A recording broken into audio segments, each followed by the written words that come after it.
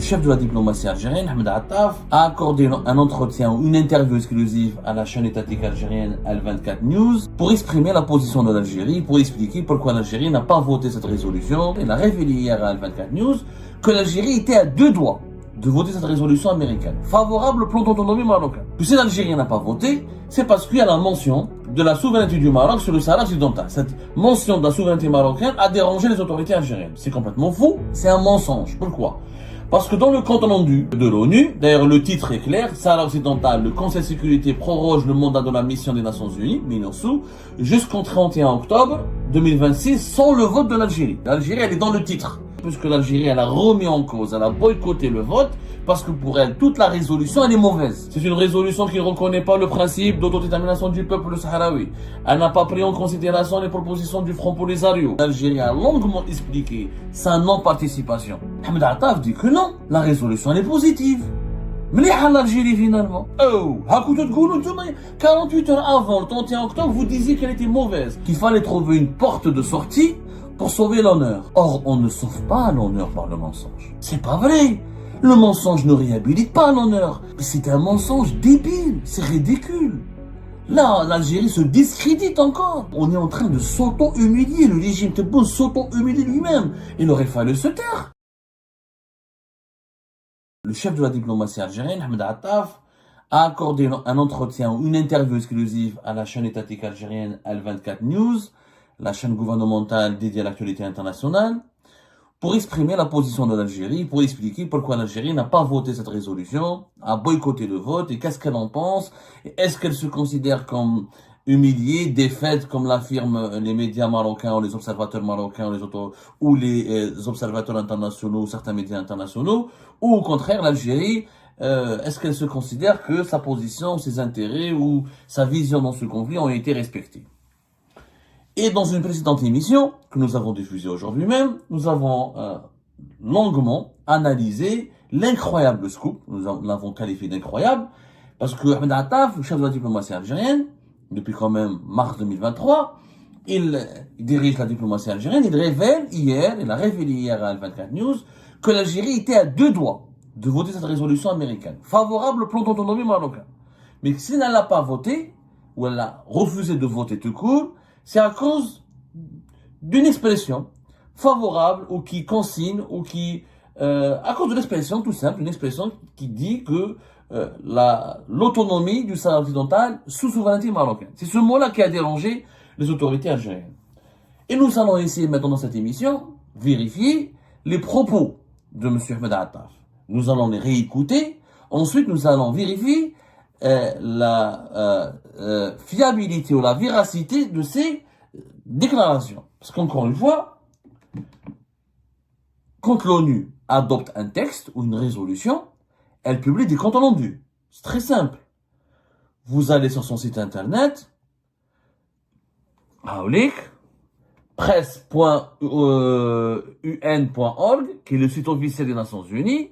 Vous avez tout le compte rendu de ce qui a été décidé et pourquoi vous avez tout le texte complet et intégral de la résolution qui a été votée le 31 octobre 2026 et vous avez avant tout un petit résumé des discussions qui ont précédé la séance du vote.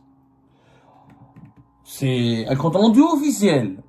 L'ONU est obligée, après chaque séance de ses travaux, de publier des résumés.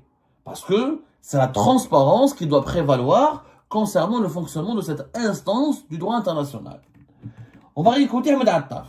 Ensuite, on va comparer les propos, les déclarations d'Ahmed Attaf avec ce qui a été le résumé de du Conseil de sécurité de l'ONU, dans lequel dans lequel il est expliqué pourquoi l'Algérie n'a pas voté. D'abord, Ahmed Attaf. Monsieur le ministre, est-ce que c'est pour toutes ces raisons que vous venez d'évoquer que l'Algérie n'a pas participé au vote? Alors on sait que 3 pays se sont abstenus, la Chine, la Russie et le Pakistan. L'Algérie n'a pas voté. Est-ce que c'est pour toutes ces raisons que vous venez d'évoquer que le choix a été fait? Je vais vous livrer un scoop, très honnêtement. L'Algérie était à deux doigts de voter pour la résolution. Je vous ai mentionné cette petite disposition relative à la souveraineté marocaine au préambule. nous avons demandé dans la nuit, la veille du vote, que celle-ci soit enlevée et on voterait pour le texte. Elle n'a pas été enlevée. C'est ça, techniquement, c'est ça ce qui a motivé le fait que l'Algérie n'ait pas participé au vote. Ce n'est pas parce que les fondamentaux de la question du Sahara occidental sont préservés, on en parlera peut-être. Mais nous étions à 2 doigts de voter pour la résolution. Il fallait simplement enlever cette référence au niveau du préambule. Je le maintiens. Parce que dans le dispositif du texte, la référence a été enlevée. La référence à la souveraineté marocaine. Et c'est pour cela que nous n'avons pas. Mais plus substantiellement, disons, nous accordons beaucoup d'importance au fait que tout ce processus On s'arrête là. Donc il explique, là, il dit clairement, vous l'avez écouté, Ahmed Attaf, le chef de la diplomatie algérienne, ministre d'État, il n'aurait pas pu dire ça s'il n'avait pas l'aval ou la bénédiction de Tebboune, que si l'Algérie n'a pas voté, c'est parce qu'il y a la mention, dans le préambule, comme on l'a dit dans la première émission, de la souveraineté du Maroc sur le Sahara occidental. Cette mention de la souveraineté marocaine a dérangé les autorités algériennes. Est-ce que c'est uniquement pour cela que l'Algérie n'a pas voté? C'est complètement faux, c'est un mensonge. Pourquoi? Parce que dans le compte rendu de l'ONU, d'ailleurs le titre est clair, Sahara occidental, le Conseil de sécurité proroge le mandat de la mission des Nations Unies, MINURSO, jusqu'au 31 octobre 2026 sans le vote de l'Algérie. Déjà, sans le vote de l'Algérie. L'Algérie, elle est dans le titre du compte rendu et du résumé qui résume les tenants et les aboutissants de la séance du vote de cette résolution du 31 octobre 2026. Que nous dit le résumé? Le résumé, il dit ceci. L'Algérie a longuement expliqué sa non-participation au vote en critiquant un texte qui ne reflète pas la doctrine onusienne en matière de décolonisation. Puisque le peuple du Sahara occidental n'a toujours pas la possibilité de décider de son avenir, citant l'ancien président américain Woodrow Wilson, qui est l'un des plus grands présidents américains du XXe siècle, l'Algérie a souligné que le principe d'autodétermination n'est pas un simple mot, c'est un principe d'action. Pour l'Algérie, c'est toujours le texte du résumé des Nations Unies, du service presse des Nations Unies qui le dit, pour l'Algérie, la résolution a le défaut rédhibitoire de proposer un cadre étriqué des négociations qui met nettement en exergue les ambitions territoriales d'une partie ou différents, tout en passant sous silence les aspirations légitimes du peuple du Sahara occidental. Après avoir fait observer que le texte ignore les propositions que le Front Polisario a transmises au secrétaire général de l'ONU et à son envoyé personnel, l'Algérie a estimé que la résolution adoptée aujourd'hui suscite les interrogations juridiques les plus sérieuses. Si le cadre de négociation proposé était dupliqué dans d'autres zones de conflit, l'ordre international même s'en trouverait fissuré. Voilà pourquoi l'Algérie n'a pas voté, n'a pas participé aux séances de vote qui s'est tenue le 31 octobre à New York concernant cette résolution portant sur l'avenir du Sahara occidental.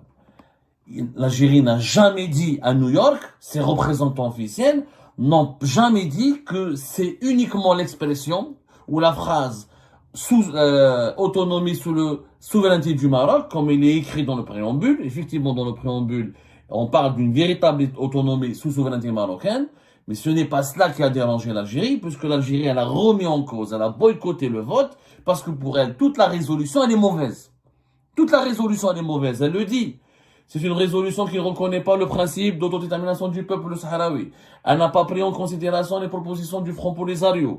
Elle est rédhibitoire. Elle propose un cadre de négociation qui favorise les ambitions territoriales du Maroc au détriment du peuple sahraoui et de ses représentants, le Front Polisario. Elle suscite des interrogations juridiques. Elle n'est pas légale. Donc pour l'Algérie, cette résolution qui a été votée n'est pas légale, puisqu'elle va fissurer l'ordre international. C'est ce qui est dit. L'Algérie a longuement expliqué sa non-participation. Donc il y a eu une intervention du représentant officiel de l'Algérie qui a expliqué pourquoi l'Algérie ne veut pas voter. Parce que cette résolution, pour l'Algérie, n'est pas conforme au droit international en matière de décolonisation. C'est pas du tout la phrase sous souveraineté marocaine. La phrase, d'après Ahmed Attaf, il y a juste cette phrase véritable autonomie sous souveraineté marocaine. D'après la prise de position et les explications fournies par la délégation algérienne à New York au Conseil, aux autres membres du Conseil de sécurité, la résolution entière n'arrangeait pas l'Algérie, n'arrange pas les intérêts de l'Algérie, n'est pas conforme à la vision du droit international que développe l'Algérie. Ça, c'était le 31 octobre. 48 heures plus tard, le chef de la diplomatie algérienne adopte un autre discours, une autre posture. Dans l'interview qui a été accordée à Al-24 News, Ahmed Attaf dit que non, la résolution elle est positive. Mais l'Algérie finalement. Oh, 48 heures avant, le 31 octobre, vous disiez qu'elle était mauvaise, qu'elle n'est pas conforme au droit international, qu'elle favorise les ambitions territoriales du Maroc, qu'elle va fissurer l'ordre international, que le Front Polisario, ses propositions, que le peuple sahraoui n'a pas été respecté. Mais 48 heures plus tard, quand il y a eu un tollé international, quand il y a eu une mobilisation internationale pour dire « Ah, c'est le Maroc qui a gagné », l'Algérie va dire « Ah non », le régime algérien est en train de nous dire « Là, on a la résolution, on s'en fait pratiquement hier et c'est félicité ». Quand on regarde les 31 minutes de l'interview, la grande partie de l'interview d'Ahmed Attaf consacrée au Sahara occidental et à la résolution du Conseil de sécurité de l'ONU, tout est bien. Le principe d'autodétermination, il figure, ce qui est vrai dans le texte, il figure. La mission des Nations Unies, la MINURSO a été prolongée d'une année, ça c'est vrai. Et le territoire du Sahara occidental est toujours considéré comme non autonome. Il doit être décolonisé. Le problème existe encore. Donc, selon l'Algérie, les fondamentaux, il l'a dit lui-même, ont été préservés. Mais c'est pas ce que vous avez dit, monsieur Ahmed Attaf, à New York. Vous avez dit autre chose. À New York, vous avez dit cette résolution, elle est mauvaise, elle n'est pas légale, elle n'est pas juste, et elle va causer problème à l'ordre international. Alors, pourquoi cette évolution en 48 heures? D'abord, il y a un mensonge. Donc, Ahmed Attaf, il a menti.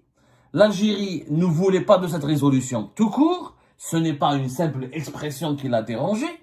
Et on ne va pas voter à cause d'une simple expression. L'Algérie aurait pu voter contre en disant, je voulais voter pour. Mais c'est cette souveraineté marocaine qui m'a dérangé. C'est pas ce qui a été dit. L'Algérie a rejeté catégoriquement, c'est dit dans le compte rendu des Nations Unies. Je suis désolé. Donc, ou Ahmed Attaf nous ment, ou c'est les Nations Unies qui nous mentent. Je ne crois pas que les Nations Unies vont nous mentir juste pour faire... parce que les détails sont très concrets. Le résumé, il est détaillé. Ils vont pas inventer tous ces détails-là. C'est Ahmed Attaf qui nous ment. Pourquoi il nous ment? Puisqu'il y a eu un tollé international et que la communauté internationale a commencé elle constate et elle le dit haut et fort que le Maroc a fait une avancée importante. Donc le régime algérien, il était dans une position inconfortable par rapport à l'opinion publique internationale et sa propre opinion publique, puisque ça fait 5 ans qu'il fait de la cause du Sahara occidental une cause sacrée, une cause existentielle, une cause nationale. Donc il fallait trouver une porte de sortie pour sauver l'honneur. Or, on ne sauve pas l'honneur par le mensonge. On ne sauve pas l'honneur par le mensonge. C'est pas vrai. Le mensonge ne réhabilite pas l'honneur. D'autant plus que c'est un mensonge ridicule. Ahmed Attaf, il est ridicule en disant ce qu'il a fait hier, en orchestrant un tel mensonge. Il a oublié qu'il y a aujourd'hui le numérique, que le Conseil de sécurité de l'ONU publie des comptes rendus, qu'il publie des résumés détaillés, qu'il y a un compte rendu détaillé. Rien n'est, tout est transparent. À New York, vous n'avez pas dit, monsieur Ahmed Attaf, la diplomatie algérienne n'a pas dit que tout ce qui nous dérangeait, c'est l'expression, la mention sous souveraineté marocaine. Pas du tout. Vous avez rejeté toute la résolution. 48 heures, vous l'avez rejeté, vous l'avez dénoncé. On la considérant pratiquement comme une atteinte au droit international. 48 heures après, l'Algérie nous dit non, c'est une résolution, mais elle préserve les fondamentaux. C'est parce que vous avez dit à New York. C'est un mensonge débile, c'est ridicule. Là, l'Algérie se discrédite encore. Ça, c'est de l'amateurisme. C'est pas de la diplomatie. C'est plus de la diplomatie. On est même pas dans l'incompétence. On n'est même pas dans l'inexpérience. On n'est même pas dans l'échec. Là, on est dans le scandale parce qu'on est en train de s'auto-humilier. Le régime Tebboune s'auto-humilie lui-même. Il aurait fallu se taire.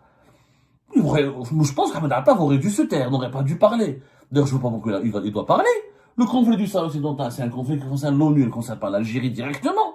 Mais lui, il s'exprime là-dessus. Et de façon désastreuse. Je pense qu'Abdelmajid Tebboune doit se réveiller et doit se débarrasser de ce ministre des Affaires étrangères qui est incompétent. Ça fait 3 ans qu'on le dit. Il n'est pas fait pour ce poste. Ce poste, كبير عليه هذا البوست. Regardez ce qu'il fait. يكذب على الناس. À son âge, à 72 ans, soit presque 73 ans, tu mens aux gens comme ça, en direct, dans une interview officielle. Mais les Algériens ne sont pas cons. L'opinion publique internationale, le communiqué des Nations Unies, il est traduit en plusieurs langues. L'ensemble de l'opinion publique internationale peut vérifier les propos et les déclarations du ministre algérien des Affaires étrangères. C'est ridicule. Le problème d'Ahmed Attaf, c'est qu'il veut sauver sa tête. Il veut sauver la tête d'Abdelmajid Tebboune. Comme il y a eu un échec, comme il y a eu une défaite, il cherche une porte de sortie. Ils ont mis en place une stratégie. La stratégie, c'est que c'est pas la défaite de l'Algérie, il n'y a pas eu de défaite, ce qui est d'ailleurs vrai, puisque les revendications de l'Algérie ont été préservées, mais prolongées, principe d'autodétermination consigné, et c'est un territoire qui n'a pas encore été toujours en cours de décolonisation. Donc, l'Algérie n'a pas été défaite à 100%. L'Algérie, dans sa position traditionnelle, mais le régime Tebboune, qui a fait croire que c'est lui qui va arracher l'indépendance du Sahara occidental, qui va bloquer le Maroc, qui va battre le Maroc sur le terrain diplomatique en utilisant la question du Sahara occidental, lui, il a essuyé un échec, parce qu'effectivement, le Maroc a gagné une bataille. Mais pour sauver l'honneur et la face, on fait du mensonge. Pourquoi? Parce que la véritable question, si on avait des vrais journalistes, la L24 News, une chaîne alimentaire, une supérette qui diffuse sur Internet, qui diffuse sur sa télé. C'est pas une chaîne de télévision. Il aurait fallu poser la question. D'abord, pourquoi vous n'avez pas voté contre? Puisque vous dites que cette résolution, elle est mauvaise. Parce qu'ils ont eu peur des États-Unis d'Amérique. Et de deux, ce que on ne dit pas aux Algériens, mais aux Algériens. Si l'Algérie voulait bloquer la résolution favorable au Maroc, c'est très simple. Il fallait voter contre et convaincre au moins 4 pays de voter contre. On est 15 membres du Conseil de sécurité de l'ONU. Il faut juste, pour que une résolution passe, il faut 9 voix sur 15. Si la résolution n'a pas 9 voix, elle ne passe pas. Et tout le monde savait que la Russie et la Chine allaient s'abstenir. Parce que la Russie et la Chine, ils sont amis avec le Maroc et amis avec l'Algérie. Et ça ne les intéresse pas d'être ni contre l'Algérie, ni contre le Maroc. Donc ils font ça pour eux, c'est un conflit, il n'y a pas d'intérêt. Donc on savait qu'il allait s'abstenir. Les autres membres permanents du Conseil de sécurité de l'ONU ont voté, sont favorables au Maroc, on le savait. L'Algérie, si elle avait voté contre, ou là, en s'abstenant, si elle avait le Pakistan s'est abstenu, si elle avait convaincu 3 autres pays, par exemple, il n'y aurait pas eu de vote. Il n'y aurait pas eu d'adoption de la résolution de l'ONU. Si l'Algérie avait convaincu la Slovénie, qui était un ami, on leur vend du gaz, apparemment à des prix préférentiels, Tebboune est parti en Slovénie, etc., de s'abstenir. Pas de voter contre, juste de s'abstenir. Si on a convaincu la Corée du Sud, avec lesquels on est en train de négocier pour acheter des armes, pour leur donner des projets économiques, ça fait l'Algérie, le Pakistan, la Corée du Sud et la Slovénie, ça fait 4 abstentions, plus celle de la Russie et de la Chine, ça fait 6 sur 15, il restera un autre 6 sur 15, alors on a 9. Si on a convaincu un autre pays de s'abstenir, la résolution est bloquée. La résolution est bloquée. L'Algérie aurait dû convaincre 3 ou 4 pays uniquement pour s'abstenir. Si voter contre, juste s'abstenir, avec une abstention, la résolution n'aurait pas recueilli, elle aurait recueilli que 8 votes, elle passe pas. Parce qu'elle a besoin minimum de 9 votes. C'est ça ce qu'aurait dû faire la diplomatie algérienne, si on avait un ministre compétent, un président compétent. Sauf que ni le président, ni le ministre, ni son chef de la diplomatie ne sont compétents parce qu'ils ne sont pas capables de mobiliser autour d'eux. L'Attaf et Tebboune n'ont pas été capables de convaincre aucun pays. Personne n'a voté contre. Au moins le Pakistan, il a été convaincu et s'est abstenu. Je ne veux pas ni du côté du Maroc, ni du côté de l'Algérie, de comme je m'abstiens. Mais les autres, la Slovénie aurait pu s'abstenir, le Danemark aurait pu s'abstenir, la Corée du Sud aurait pu s'abstenir, l'Algérie, si elle était puissante et rayonnante, elle aurait pu négocier elle aurait pu identifier 5 pays et s'abstiennent, plus l'abstention des 2 membres permanents qui sont la Chine et la Russie, la résolution ne passe pas. Elle n'a pas le quota. C'est ça le vrai échec. C'est ça le vrai échec. Pourquoi vous n'avez pas été capable de mobiliser des pays en faveur de votre position? Parce que parce que les autres pays ne croient pas en vous, ne vous soutiennent pas, ils ne sont pas vraiment amis avec vous. Et ben voilà, c'est la fin de cette vidéo. Je vous remercie toutes et tous, comme d'habitude, pour avoir suivi la vidéo jusqu'à la fin. N'oubliez pas de nous laisser vos commentaires et vos réactions sur le sujet de cette vidéo et de partager le contenu si ça vous intéresse. Et je tiens toujours à remercier nos abonnés et les personnes qui réagissent de façon régulière sur nos vidéos et qui nous suivent et qui nous laissent des commentaires. Donc merci beaucoup pour votre dynamisme et pour votre sens de partage et de discussion. Donc voilà, sans vous, ce contenu n'a pas vraiment de valeur sans cette communauté qui ne cesse de s'accroître. Donc merci beaucoup et à la prochaine dans une nouvelle vidéo. Au revoir.